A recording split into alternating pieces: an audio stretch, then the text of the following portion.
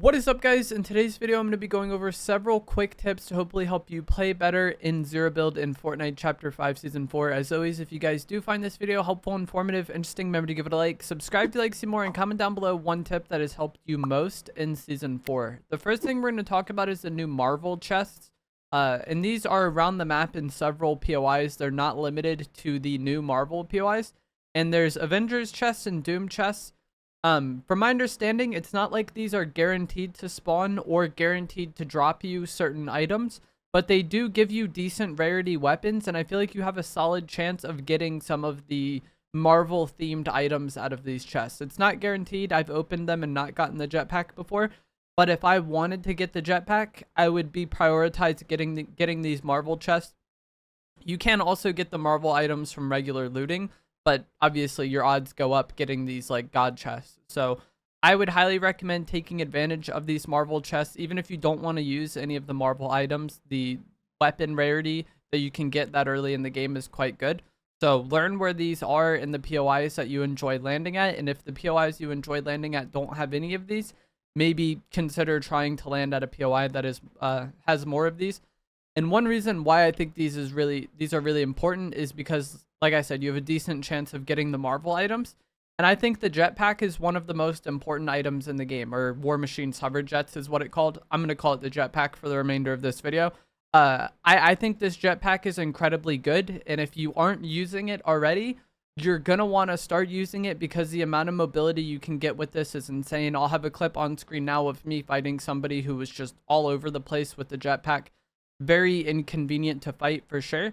And I feel like from my experience playing this season, like before using the jetpack versus after using the jetpack, I feel so much better like moving around the map with the jetpack. It's just basically unlimited mobility because it recharges.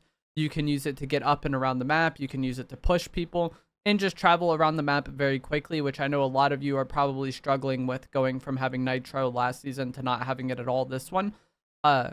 The jetpack's does have its own section of the keybinds under the hover section, and changing these keybinds is very important because there is the ascend button, the boost button, and the cancel hover button. You want your boost button to match whatever your sprint is, and for a lot of you it probably already does. Like the default boost button is the default sprint button, but if you have changed your sprint button at all, I think making the boost match your sprint is very important for a reason we'll get into in a moment.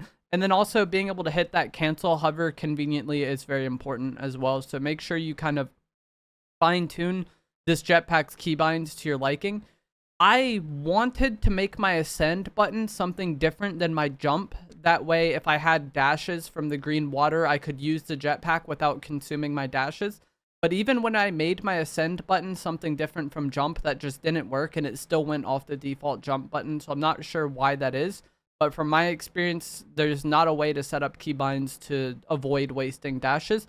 But it's okay because you can use the jetpack to basically replicate the dashes of the green water. And this is why I said having the sprint match the boost button is pretty important. So I posted a short on this yesterday, and I made it a little more complicated than it needed to be because my keybinds weren't set up ideally yet. But the easiest way to do the jetpack dash, I think, is to just hold your sprint button, double tap the ascend button, and then tap the cancel hover button.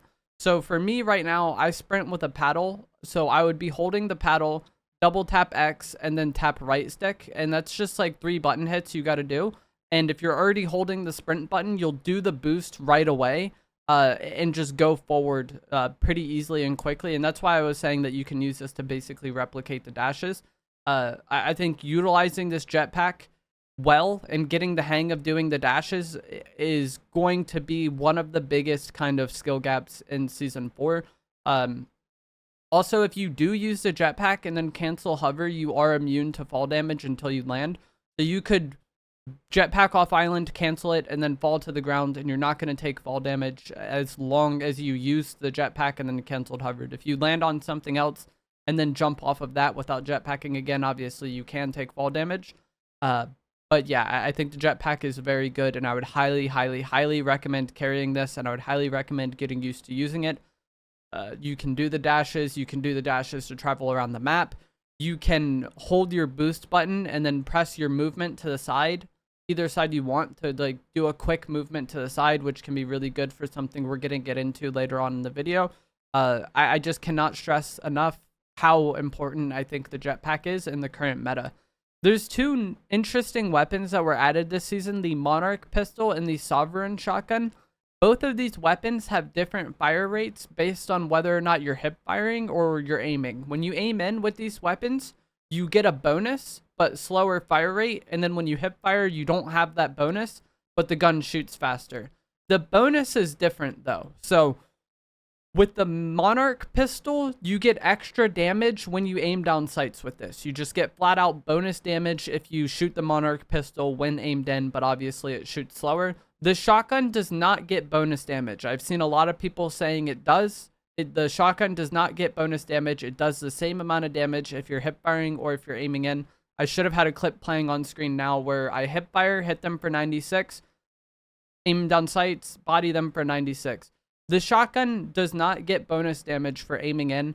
However, it does get a tighter pellet spread. And the way shotguns work is you get damage based on how many pellets you hit. So if the spread is tighter, you're probably going to hit more pellets, and then that will result in more damage, especially at ranges. But the flat out damage number just doesn't change at all. It's just you're more likely to hit harder when aimed in with the Sovereign shotgun because the pellet spread is tighter. And then it has quite a wide pellet spread when you're hip firing. So I've seen a lot of misinformation on that. The Monarch pistol gets bonus damage. The Sovereign shotgun does not. But in practice, you'll probably hit harder with the Sovereign shotgun when aimed in because you're going to be hitting more pellets. The Captain America shield is a hot topic this season. I've seen a lot of people loving it, and I've seen a lot of people also disliking it.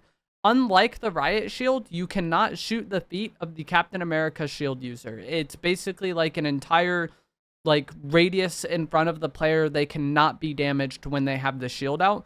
You can kind of move far to the side and then get some shots on their toes that way if you're far enough to the side. But this angle was pretty surprising to me. The shield offers a lot of protection.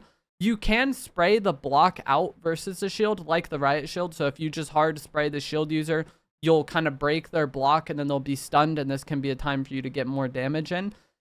In a 1v1 situation, it's going to be hard to make that happen because they're throwing the shield at you and doing a lot of damage. And you can damage them while they're throwing the shield at you or while the shield isn't in their hand. But if they're just standing there with the block, you're not going to damage them unless you spray that block out. And like I said, in a 1v1, that's just not the most practical thing.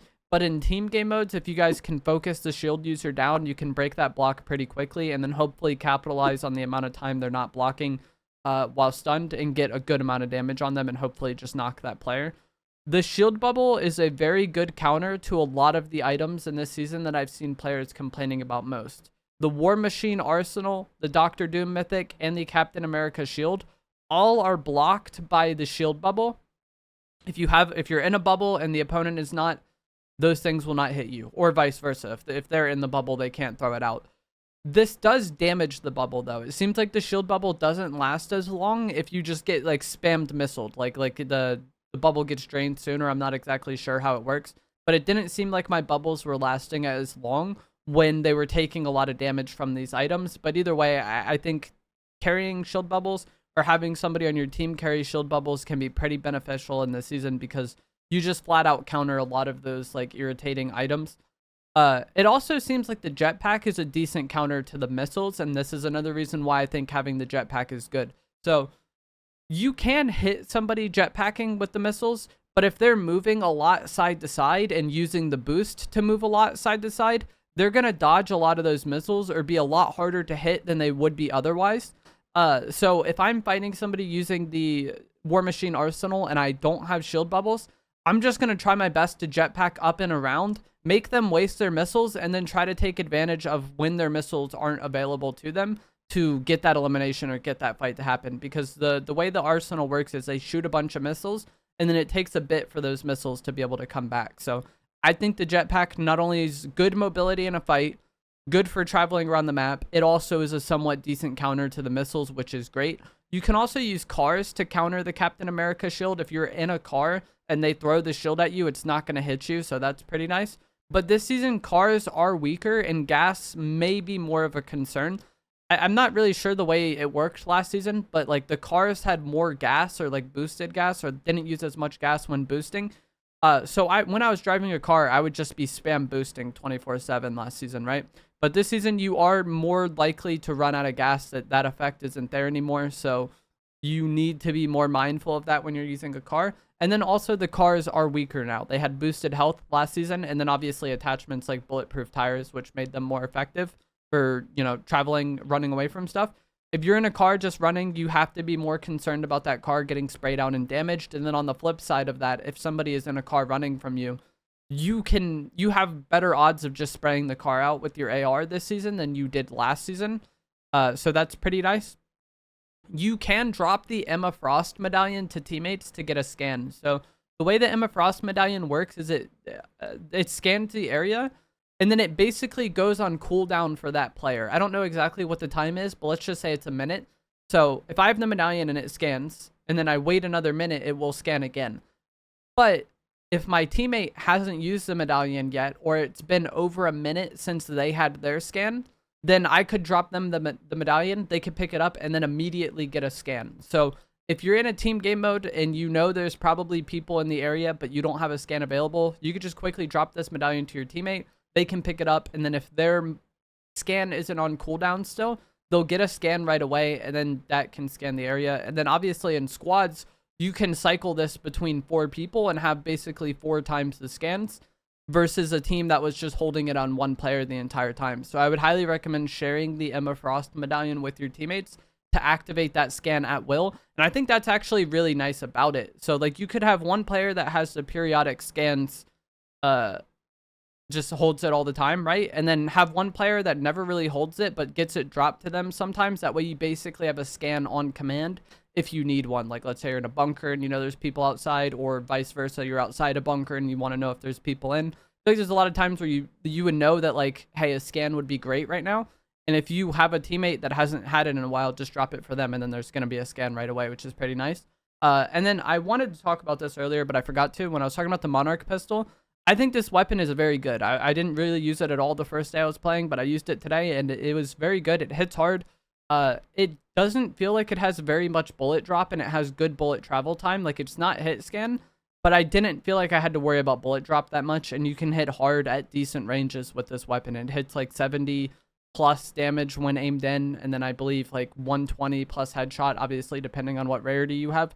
But I feel like those are the low thresholds of this gun. So I think the Monarch pistol is very good, and I think a lot of people, myself included, were sleeping on it.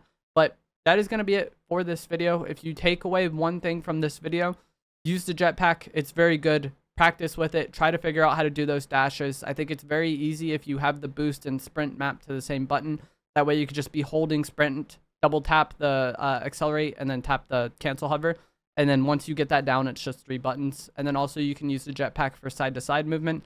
And utilizing the jetpack well, I think is going to be something that separates a lot of players in this season. So if you guys enjoyed this video, found it helpful, informative, interesting, remember to give it a like, subscribe if you would like to see more, and I will see you guys in the next one.